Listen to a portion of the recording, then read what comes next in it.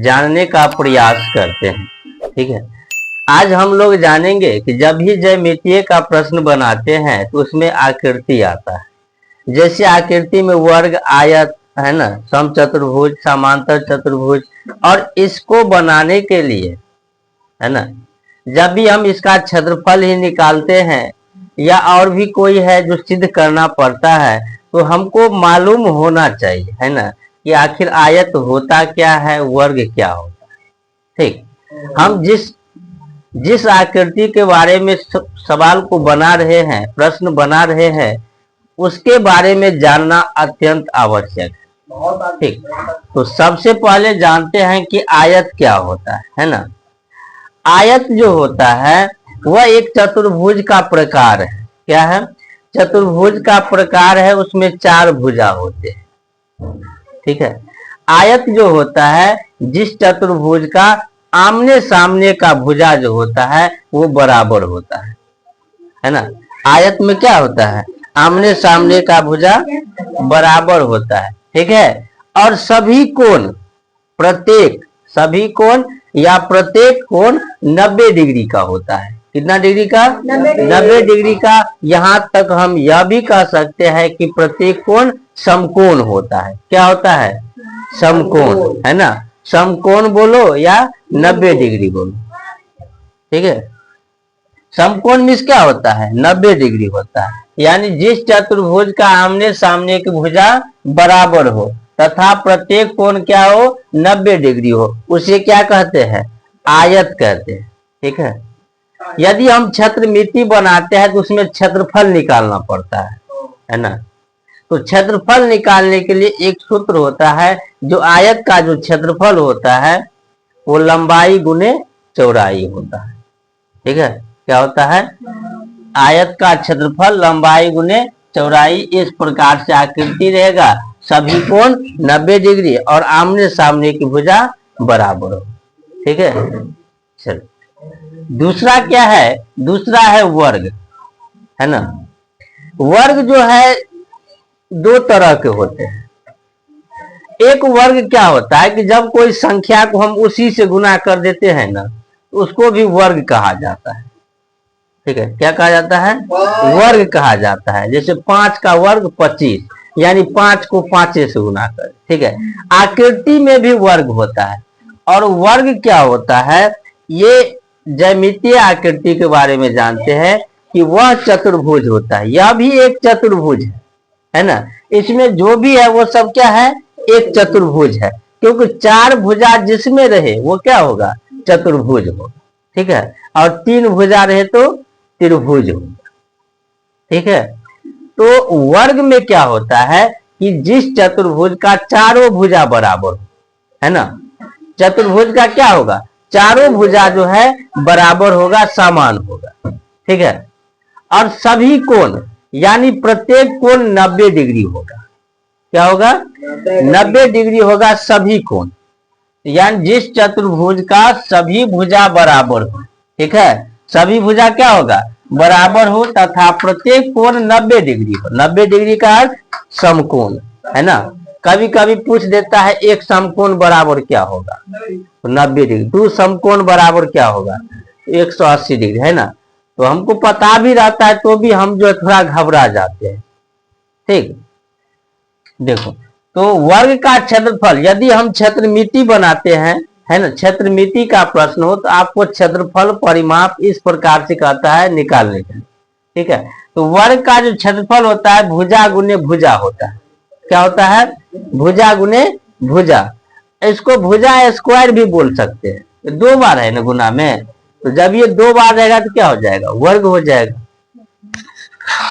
चलिए, तीसरा क्या है? तीसरा है समचतुर्भुज। ठीक है, समचतुर्भुज क्या होता है कि जिस चतुर्भुज का चारों भुजा बराबर। देखो, फर्क यहाँ थोड़ा सा अलग है वर्ग में और समचतुर्भुज में। सम का मतलब क्या होता है? सम का मतलब होता है बराबर। क्या होता है? बराबर होता है। और चतुर्भुज, है ना, चतुर्भुज है यानी 4 भुजा। ठीक है, तो यानी कि चारों भुजा क्या होगा? बराबर होगा। ठीक है। जिस चतुर्भुज का सभी भुजा बराबर हो, वर्ग में भी क्या है, सेम है ना, लेकिन आमने सामने का कोण बराबर हो। वर्ग में सभी कोण 90 डिग्री का होगा, लेकिन सम चतुर्भुज में ऐसा बात नहीं है ना। उसमें आमने सामने का कोण क्या होगा, बराबर होगा। ठीक है, आमने सामने का कोण क्या होगा, बराबर होगा, उसे कहेंगे सम चतुर्भुज। ये जो है ना, ये एक सम चतुर्भुज है। ये कोण और ये कोण बराबर है, ये कोण और ये कोण बराबर, लेकिन भुजा क्या होगा, चारों भुजा बराबर होगा। ठीक है। सम चतुर्भुज का क्षेत्रफल, सम चतुर्भुज का जो क्षेत्रफल होता है वो हाफ गुने पहला विकर्ण और दूसरा विकर्ण, है ना। विकर्ण का मतलब क्या होता है, दोनों कोई भी चतुर्भुज है उसमें दो विकर्ण होंगे। क्या होंगे, दो विकर्ण। यानी कि जब आमने सामने के कोण को मिला दिया जाता है, ठीक, तो वो हो जाता है विकर्ण। जैसे हम इसको ऐसे मिला देंगे ना, तो ये हो जाएगा विकर्ण। ठीक है। चलिए, अब चौथा जानते हैं समांतर चतुर्भुज, है ना। समांतर का मतलब क्या, समान अंतर, है ना। क्या हो, समान अंतर हो। समांतर चतुर्भुज, और समांतर चतुर्भुज का मतलब क्या, जिस चतुर्भुज का आमने सामने की भुजा समांतर हो। समांतर चतुर्भुज और आयत लगभग लगभग बहुत से ऐसी चीज है जो मिलता है। क्या है, मिलता है। समांतर चतुर्भुज में आमने सामने की भुजा क्या होगा, समांतर होगा। ठीक है, और आमने सामने का कोण भी बराबर होगा।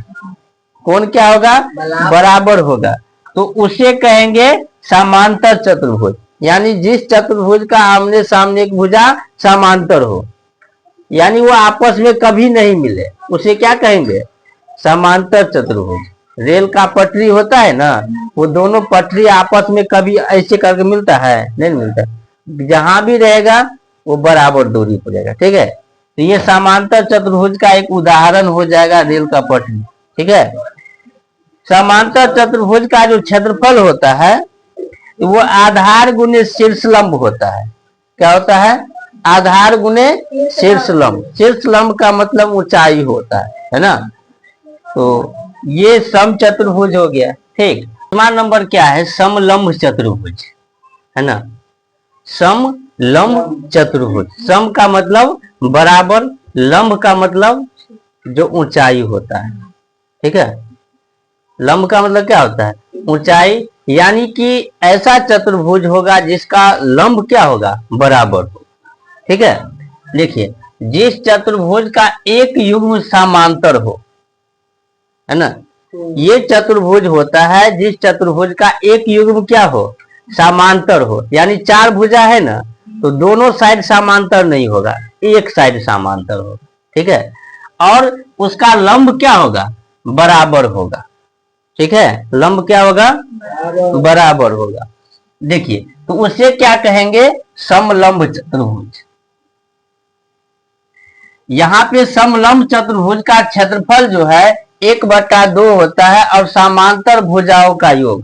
समांतर भुजा का मतलब क्या, ये दोनों समांतर है ना, तो ये दोनों जितना जितना रहेगा उसका योग गुने ऊंचाई। ठीक है, ऊंचाई या शीर्ष लंब भी होता है।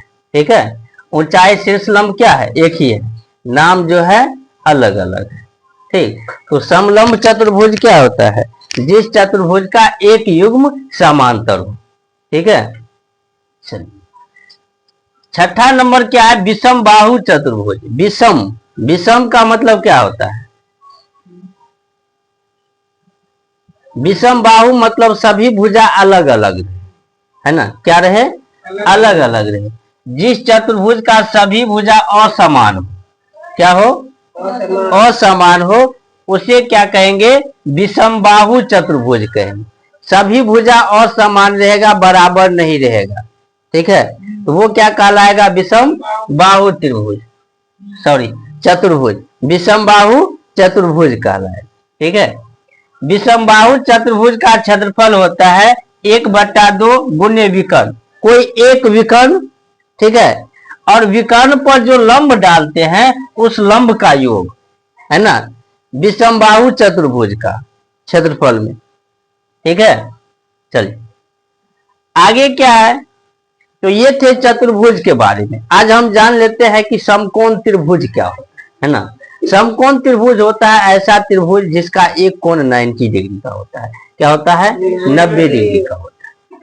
जब भी हम ज्यामितीय आकृति में कोई भी प्रश्न हल करते हैं तो ज्यादा से ज्यादा समकोण त्रिभुज, खास करके पाइथागोरस ट्रिक जो है अधिक सूत्र में आते हैं, है ना, अधिक प्रश्न में आते हैं पाइथागोरस प्रमेय। ठीक है, तो पाइथागोरस प्रमेय क्या होता है? सिर्फ समकोण त्रिभुज में होता है। कौन सा त्रिभुज में? समकोण त्रिभुज में होता है। यानी जिस त्रिभुज का एक कोण 90 डिग्री हो उसे क्या कहेंगे? समकोण त्रिभुज। समकोण त्रिभुज का जो क्षेत्रफल होता है 1/2 गुने आधार और गुने ऊंचाई होता है। ठीक है, इसी में पाइथागोरस प्रमेय जो होता है कर्ण स्क्वायर बराबर लंब स्क्वायर प्लस आधार स्क्वायर। जब मैथ बनाते हैं तो चाहे ज्यामिति हो, निर्देशांक ज्यामिति हो या त्रिकोणमिति हो, ठीक है, इस सब में क्या होता है? त्रिकोणमिति में भी इसका प्रयोग बहुत है। और त्रिकोणमिति जो भी प्रश्न बनेंगे इसी त्रिभुज में बनेंगे। ठीक है, तो ये याद रखिएगा। तो यह थे चतुर्भुज के जो प्रकार होते हैं उसके बारे में, ज्यामितीय आकृति और एक त्रिभुज समकोण त्रिभुज के बारे में। ठीक, उम्मीद है कि आप लोगों को यह वीडियो अच्छा लगा होगा।